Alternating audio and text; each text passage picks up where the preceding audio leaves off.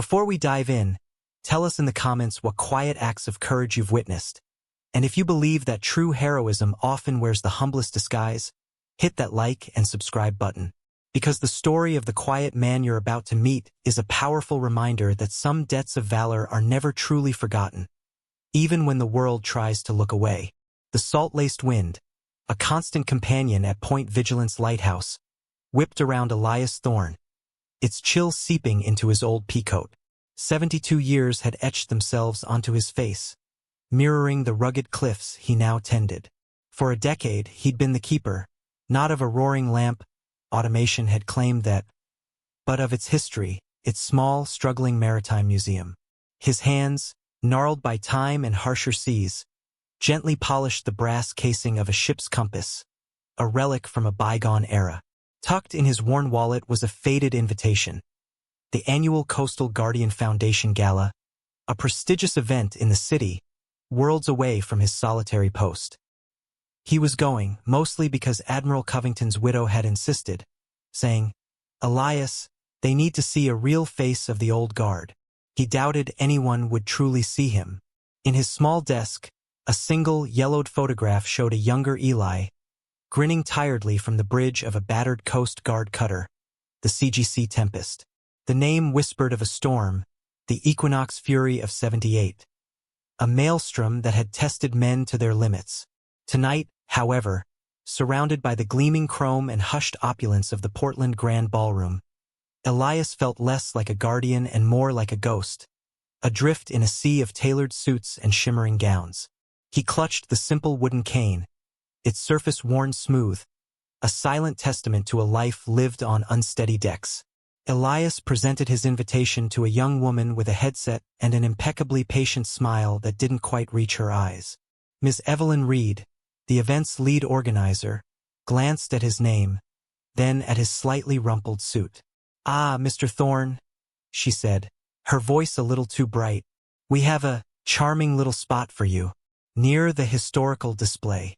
It was, Elias noted, also near the service exit. He merely nodded.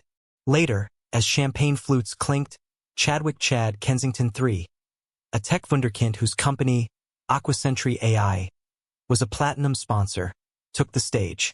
His presentation was a dazzling display of drone technology and predictive algorithms. "The future of maritime safety," Chad declared, his voice resonating with youthful certainty, "is about removing human error. Our AI can outperform any seasoned captain, navigate any sea state.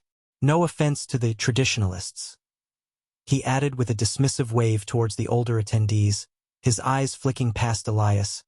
"But the days of gut feelings and old sea tales are over. Precision data is king." A polite, slightly confused applause followed. Elias felt a familiar ache in his rebuilt knee, a souvenir from the Tempest and the Fury. He said nothing, his gaze fixed on the water glass before him, its surface trembling slightly with the ballroom's base. He'd seen seas that would swallow Chad's drones whole and laugh. The awards ceremony began, a parade of sleek presentations honoring innovative navigation systems and corporate partnerships. Elias sat quietly, a still point in the swirling currents of self-congratulation. His mind drifted back, not to accolades, but to the screaming wind of the Equinox Fury, the radio crackling, spitting out maydays like dying breaths. The Tempest, his 95-foot cutter, a toy in the grip of 40-foot waves. He remembered young Seaman Riley, barely 18, lashed to the helm, face green but hands steady. He remembered the terrifying lurch as they'd maneuvered alongside the foundering Anna Marie, its crew clinging to the rails, their faces spectral in the green glow of the emergency lights. Ms. Reed, gliding past, paused by his table. "Everything all right, Mr. Thorne?" she asked, her tone suggesting he might perhaps prefer the lobby. "You're not too overwhelmed?" He offered a small, tired smile. "Just remembering, ma'am." A young Coast Guard lieutenant at an adjacent table, decorated for a recent Caribbean rescue, found his eyes drawn to the old man. There was something in Thorne's posture, a quiet resilience, that felt more profound than all the evening's polished speeches. He saw the almost invisible Coast Guard insignia on Eli's tie clip, a design decades old, and felt an odd pang of something like forgotten honor. The murmur of the room settled as the keynote speaker was announced. Dr. Elias Thorne, a renowned oceanographer and maritime historian, whose work on deep-sea ecosystems was legendary. No relation to Elias, just a coincidence of names that had made Eli smile faintly when he'd seen the program. Dr. Thorne, a man with a thoughtful face and piercing eyes, approached the podium. He was expected to discuss the impact of climate change on coastal currents. He began, "Tonight, we've celebrated the future of maritime vigilance, the cutting edge of technology designed to protect those at sea. And it is vital. But I want to take us back, for a moment, to a time when the only algorithm was a mariner's experience. The only drone was the albatross, and the only savior was raw, human courage." A ripple of curiosity went through the audience. Ms. Reed frowned slightly. This wasn't the approved speech abstract. Chad Kensington tapped impatiently on his phone. "I want to talk about a storm," Dr. Thorne continued, his voice deepening. "A monster known as the Equinox Fury of 1978, a storm that, for many, has faded into maritime lore. But for some, it remains as vivid and as terrifying as yesterday." Dr. Elias Thorne's voice filled the ballroom, now utterly silent. For decades, the full story of the rescues performed during those 36 hours of hell has been incomplete. On the massive screen behind him, a satellite image of a colossal storm system appeared, followed by a grainy, enhanced chart showing the impossible tracks of several distressed vessels. Then, a sound crackled through the speakers, a distorted radio transmission. The voice of a young man, steady despite the screaming wind. "Mayday relay, Mayday relay. This is Coast Guard Cutter Tempest. We have the fishing vessel Anna Marie in sight, taking on water. Commencing rescue. All other vessels, stay clear. Seas are extreme." Elias flinched, the sound an echo from a lifetime ago. Dr. Thorne continued, "The official reports mentioned heroism. Commendations were given. But the sheer, relentless bravery of one small cutter and its crew, who went back out, again and again, into the teeth of the fury, was never fully conveyed to the public." He then played short, incredibly moving video clips, elderly men and women, their voices thick with emotion. "He pulled me from the water himself," one wept. "We thought we were dead. Then we saw the Tempest's light." Another, a distinguished-looking man, said, "I was a boy on the passenger ferry Pacific Dreamer. That skipper, he was an angel in oilskins." The screen showed the name, CGC Tempest. 87 souls were brought home by that cutter, led by a young petty officer in his first command. Dr. Thorne stated, his gaze sweeping the room.